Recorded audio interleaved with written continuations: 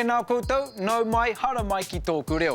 Ko Raimona taku ingoa, ko Raukura taku hoa. Kia ora, Raimona. Welcome to TŌKU Reo, your ticket to Te Reo. Woohoo! I like that one, sis. Thanks, I've been working on it. Fresh, mean. TŌKU Reo is a fresh approach to learning Te Reo Māori based on a tried and tested method, John Moorfield's Te Whanake series.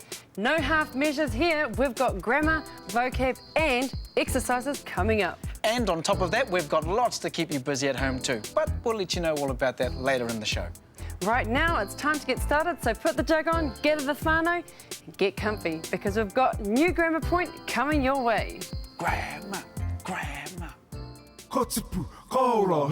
When you want to ask someone, what's this, you can use the Māori phrase, he aha tēnei. He aha tēnei, what's this? This is a great question for you to know as you're beginning to learn Te Reo Māori. Let's take another look. He aha tēnei. The first part of the question is made up of he aha. This is a question pattern which means what is, what are, what was and what were. He aha tēnei. The second part of the question is tēnei, which means this and indicates that there is only one item and the position of the item is near the speaker. Ka pai. Now let's look at how to answer the question, what's this? He aha tēnei. What's this? He pene tēnei. This is a pen. You'll notice that the question word aha, or what, is replaced by the answer word, or in this case, pene, or pen. Ka pai. Let's take a look at some more examples of how to answer the question, he aha tēnei. He whare tēnei. This is a house. He motoka tēnei. This is a car. He puka puka tēnei. This is a book. He tūru tēnei. This is a chair. He pēke tēnei. This is a bag.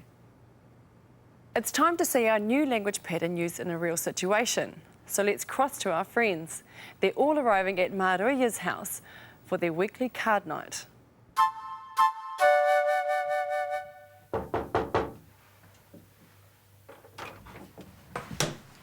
Kia ora, korua. Kei te pēhea. Kia ora e kare, kei te pērā tōne. Kei te ora. Kia ora, MAORI. Kei te pēhea koe e hoa. Kei te hianu. You two are the first to arrive. You want a drink? You can open this if you want. Ooh, he aha tēnei. He waina. I bought it for us. Let's take a look at how to ask about more than one item. To say, what are these, you would say, he aha ēnei. He aha ēnei.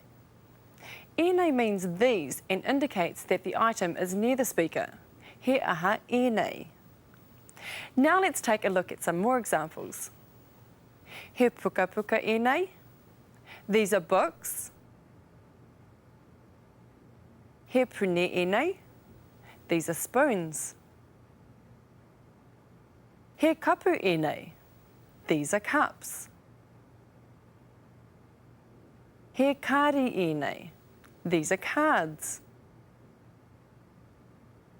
He puti puti ēnei. These are flowers. Now that we've seen some examples of the new structure, we'll cross to our friends at their weekly card night to see this new grammar point in action.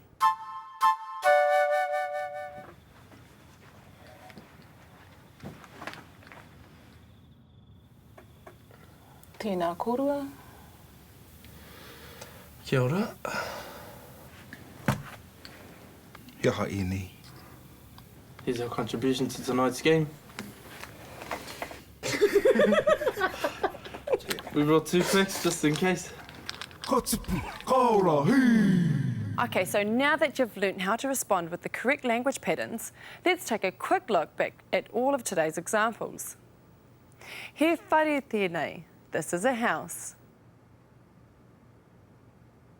He motoka tēnei. This is a car. He puka puka tēnei. This is a book. He tūru tērei. This is a chair. He pēke tēnei. This is a bag. He puka puka enei. These are books. He pune enei. These are spoons. He kapu enei. These are cups. He kāri enei. These are cards. He puti puti enei. These are flowers. Coming up after the break, our 10 new words. But first up, we're going to check out today's dialect example. Just to recap, a dialect is a form of language unique to a particular area. There may only be a slight difference between dialects, but it's important to be aware of these differences so that you can recognise the dialect when you come into contact with people from other iwi. Take a look. A kātori he can it can represent a negative. It means a person who stands out for some reason or other. But it can be in a negative sense or in a positive sense, depending on how you are describing that person. But certainly that person is apart from others.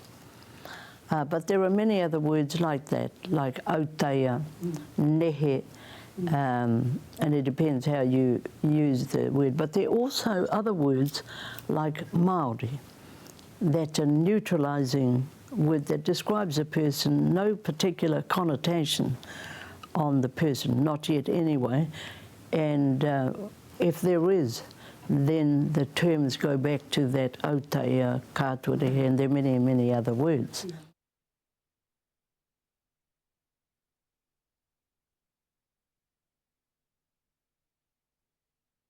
Katipu kaora hi. Katipu kaora hi. To reinforce what you're learning on TŌKU Reo at home, visit our website at www.tokureo.maori.nz. On the homepage, you'll find a link to episodes. Find the episode you'd like to swat up on and click it. Here you'll find a summary of what's in that episode as well as a list of interactive exercises down the right-hand side. Here's an example. Back at the homepage, you'll also find links to the other Te Whanake resources, more exercises, a forum for TŌKU Reo viewers, and a free online Māori dictionary. Have fun, kia uru! Katipu kaora hi. Kia ora whānau, you know what's up, eh? It's our kupu hou. And in this section, we'll explore some new Māori words that will expand your vocabulary and assist you in developing the language patterns that you've learned so far. Here are today's first 5 words. Now listen carefully for the pronunciation of the word first, and then you'll see how it's spelled. Kaipuke, ship. Kaipuke. Taraka, truck. Taraka. Paoka, fork, as in knife and fork. Paoka. Pereti, plate. Pereti. Reo irirangi, radio. Reo irirangi. Now we'll review the same 5 words, but this time you'll see an image of the word first to help you remember it. Then you'll hear the word followed by how it's spelled. Kaipuke, ship. Kaipuke. Taraka, truck. Taraka.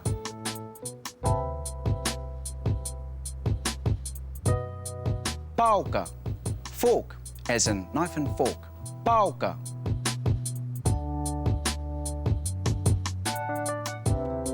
Pereti, plate. Pereti.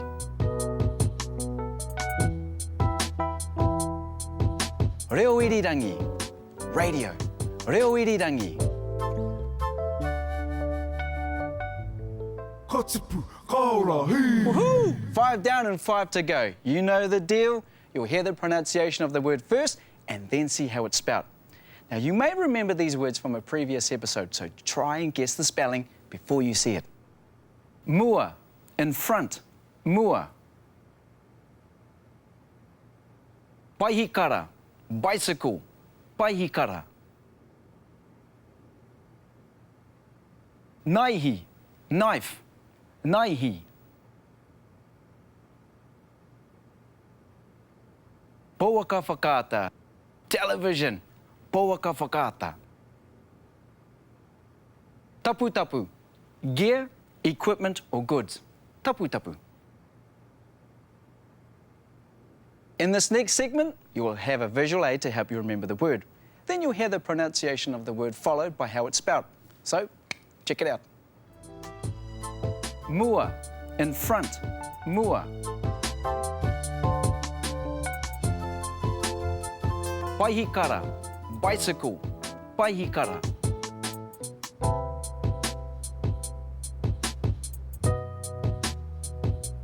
Naihi, knife, naihi. Pouaka whakaata, television, pouaka whakaata. Tapu tapu, gear, equipment or goods. Tapu tapu. Katipu, kaura, hei. That's all of the kupu hou for today. Try to use these new words as much as you can at home with your whānau. And if you didn't get a chance to write the new words down, just visit our website where you'll find the complete word list for this episode. Let's take one more look at all of our new words that we've just learnt. Kaipuke, ship, kaipuke. Taraka, truck, taraka.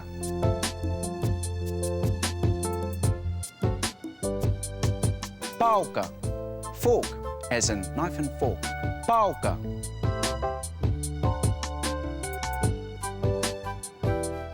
Pereti, plate. Pereti.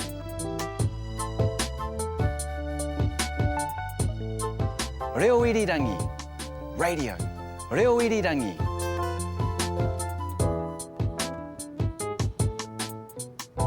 Mua, in front, mua. Paihikara, bicycle, paihikara.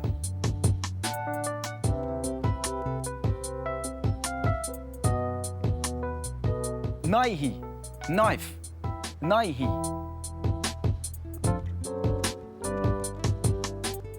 Pouaka whakaata, television, pouaka whakaata. Tapu tapu, gear, equipment or goods. Tapu tapu. Katipu, kaura, hei. Whānau, don't go anywhere because after the break, we're going to test what you've learnt with our exercises. But before that, we'll be joined by Te Taurewhiri I Te Reo Māori, who will introduce us to another modern word. Our kupu hou, new word for today is niko.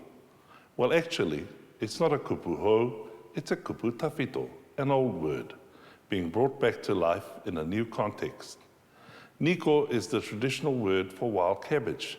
So the next time you sit down to eat your kai and cabbage is on the menu, perhaps instead of calling it kapiti, the more commonly used word for cabbage, and a transliteration, you can now call it niko, cabbage, niko.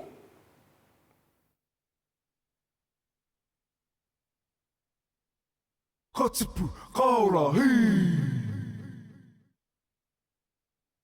Katipu, kaura, hei. To access the podcast, go to www.tokureo.maori.nz and click on episodes. Choose your episode and move the mouse to the right-hand side of the screen where you'll find a link called Podcasts. Click this link to download TŌKU REO podcast to your iPod, MP3 player, etc. With video, audio and exercises, you can brush up on your Te Reo Māori skills anywhere, anytime, 24/7. Kia kaha. Katipu, kaura, hei. Welcome back. Did you know that Te Reo Māori is actually the first Indigenous language in the world to have podcasts available as a language learning tool? Mean Māori, mean, brother. So get into it and download the free podcast from our website. But right now it's time to test your skills. Now if you're watching with your whānau, make sure you all get involved. The most important thing is that you give it a go. This first exercise is a chance for you to practice today's language pattern. A sentence will be given in English, followed by a pause for you to translate the sentence into Māori. You'll then hear the correct response, followed by another pause for you to repeat the answer. Here's an example. This is a house. Here you would say, he whare tēnei. He whare tēnei. Then you repeat the answer, he whare tēnei. After you hear the correct translation, you should imitate the sentence. Remember that you only have 10 seconds, so keep an eye out for the clock counting down the time you have left. Good luck. What is this?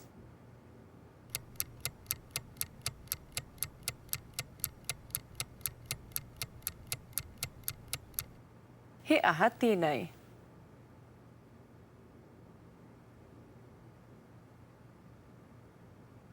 This is a bag.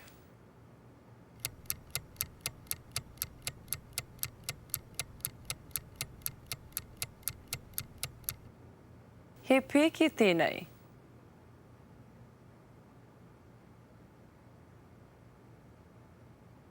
What are these?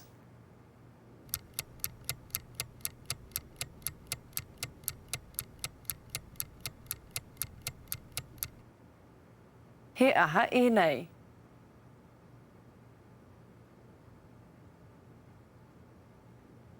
Ah, these are spoons.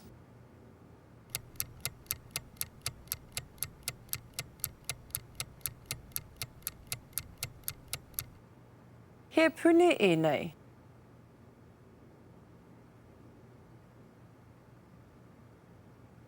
This is a car.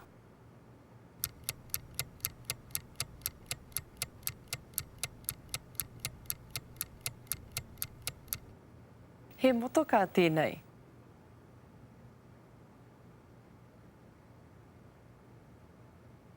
And these are books.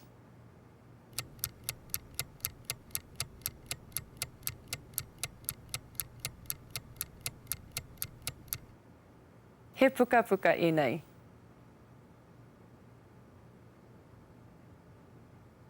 Ka pai. Awesome, way to go.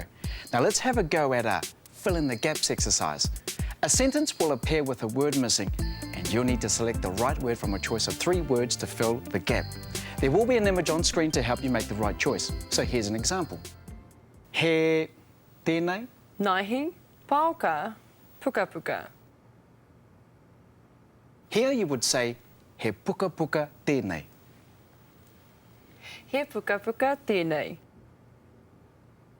Remember to say the word out loud and give it a go.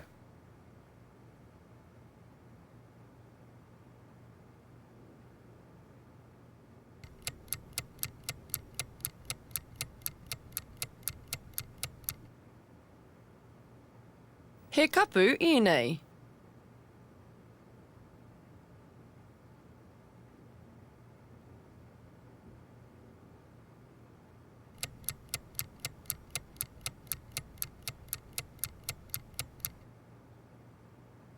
He tūru tēnei.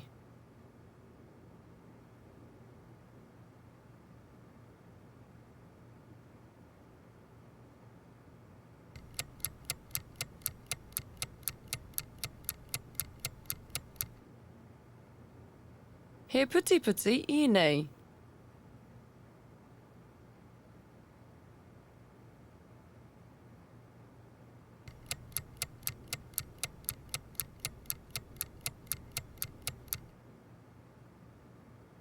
He kāri e nei.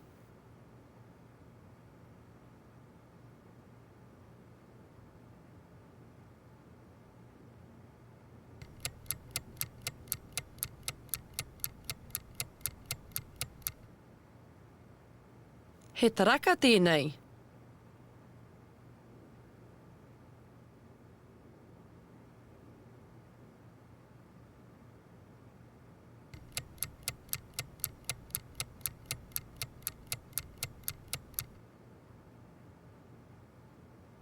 whare tēnei? In this next exercise, we'll see if you remember the kupu hou or new words you've learnt today. You'll see a familiar image on screen, and your task is to try and remember the correct Māori word that goes with it. Once the image pops up, you'll have only a few seconds to respond before the correct answer is given. Here's an example. Here you would say mua, the Māori word for front.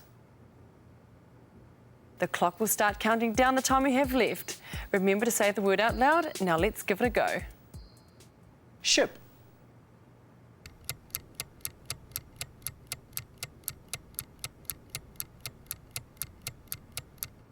Kaipuke.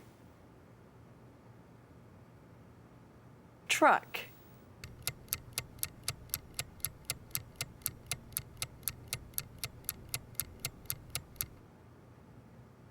Taraka. Fork.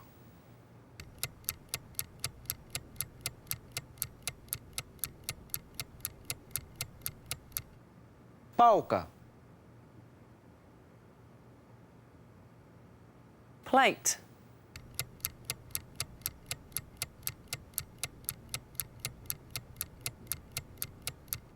Preti. Radio.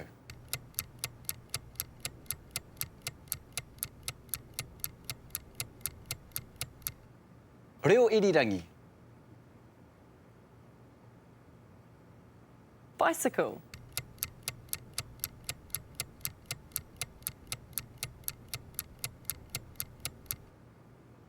Paihikara.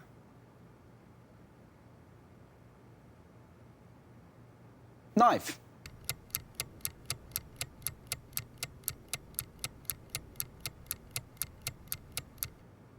Naihi.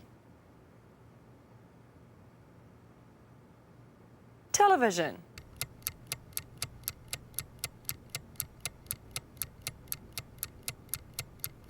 Pauaka whakaata.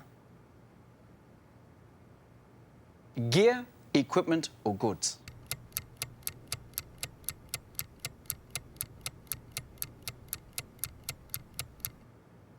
Tapu tapu. We're just about there, whānau. This next section will focus on providing you with some tools to help you in your journey to learning te reo Māori. Each week, we've been bringing you some learning tips to guide you. So let's look at this week's tip. Tēnā anō rā koutou. Knowing that a single word denotes a particular set of things in English is no guarantee that an equivalent word in Māori will denote the same set of things. Understanding this will help you learn the language. For example, in English we have separate words for leg and foot, but in Māori, waiwai is used for both. Thin can be used of people or things, but in Māori there are separate words. Rahirahi for thin, when referring to things only, and tūpuhi for people, but not for anything else. Both words have other meanings as well. Hearing and seeing a particular word used in a variety of contexts will gradually build up an understanding of its meanings.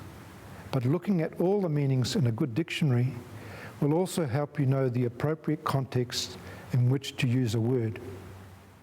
Katipu, kaora, hei! Well, it's time for us to go, but don't be sad, whānau. You can always jump on the website to keep you going until next time. www.tokureo.maori.nz. Yep, and everything on there is free. We've got interactive exercises based on today's show, an online Māori dictionary, podcast and a forum. Oh, and that reminds me. We here at TŌKU REO want to give a big shout out to those of you who have been leaving messages on Te Whanake Forum. So big shout out. Kia ora whānau. Kia ora. Coming up this week, we have more te reo to keep you going. Tune in tomorrow to catch up with our native speakers of te reo and to see how they use the grammar and vocab you learnt today. So, catch you tomorrow. Kia mau. Kia u. Ki TŌKU REO. Koto